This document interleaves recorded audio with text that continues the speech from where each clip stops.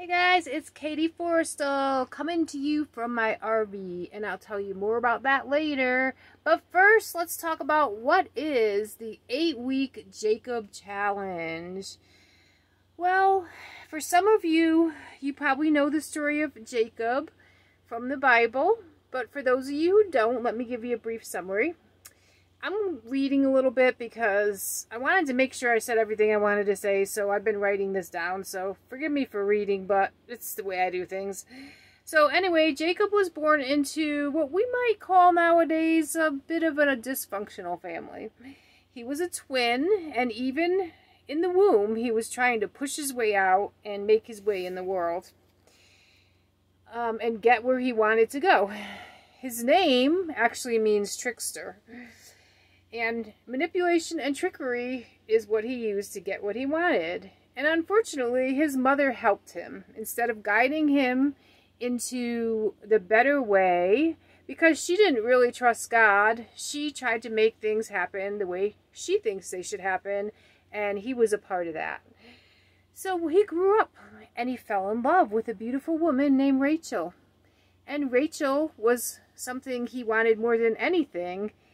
And he reaped what he sowed, because Rachel's father decided that his passion, Jacob's passion, could become his reward. And Laban, Jacob's father, decided to trick Jacob into not only marrying Rachel, but first marrying his other daughter, which Jacob had no intention of doing, and you'll have to read the story to understand more.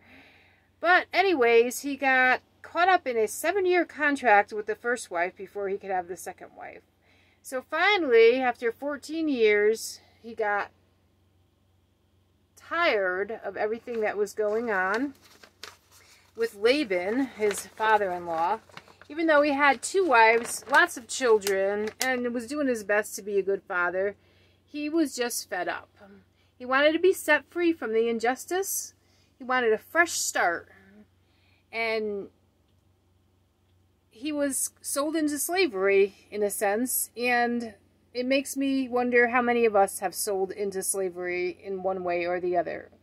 Maybe we rushed into a relationship and didn't really pay attention or get to know the other person, and then it ended up becoming toxic, and it's not so easy to be released from or to restore, whatever the case God would want to be.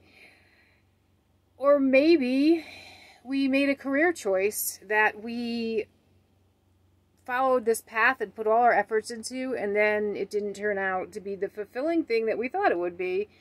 Or maybe we did something even worse, like got involved with drugs and alcohol to give us comfort from all the woes of this world.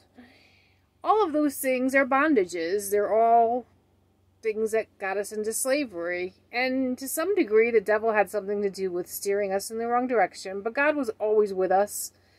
Even though he may not have been walking down the straight path that he wanted for us, when we turned off the other way, he was still watching over us. But this isn't about guilt, shame, and regret, because some of us have done all that we can do to get right with God, and that's what this is about. That's what this is for, those people. If you've done all that you know to do, if you have put in blood, sweat, and tears, if you've suffered pain and heartache and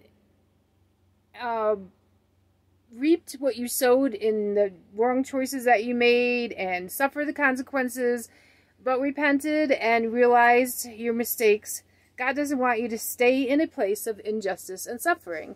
So I know that, I believe that, and Jacob came to a place where he actually said, enough is enough.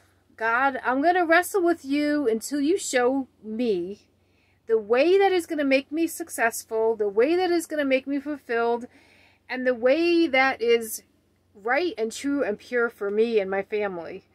So that's where I'm at right now. And I believe that in the next 8 weeks, God is going to show me the way. I have some situations that are really tough to deal with right now. I'm not sure which way I'm going with the choices I have to make, But I have to make choices in the next 8 weeks because I'm in an RV and it's going to be winter soon. So I don't want to go my own way. I want God's will.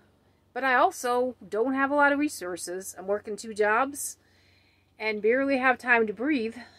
But that's part of the 8-week challenge. I don't have to do that. I could do things a different way. But I believe that if I put in everything I have, because I have this opportunity, that whatever money I make from it, I can use to go the way that God wants me to go. And maybe He'll do something in between where I won't have to go through the 8 weeks of struggle, because it's a struggle, and I'll tell you more about that in later videos. That's what this 8-week series will be about. But we all have our struggles. But the point is that God can break through all of them. And if we really, truly want to follow His way, He will give us a way of escape. And He will bring us to where we're supposed to be. So I'm going to leave you with a short clip of the song that I wrote many years ago. And this will be sort of the anthem for this whole series. So have a great day, and I'll talk to you soon.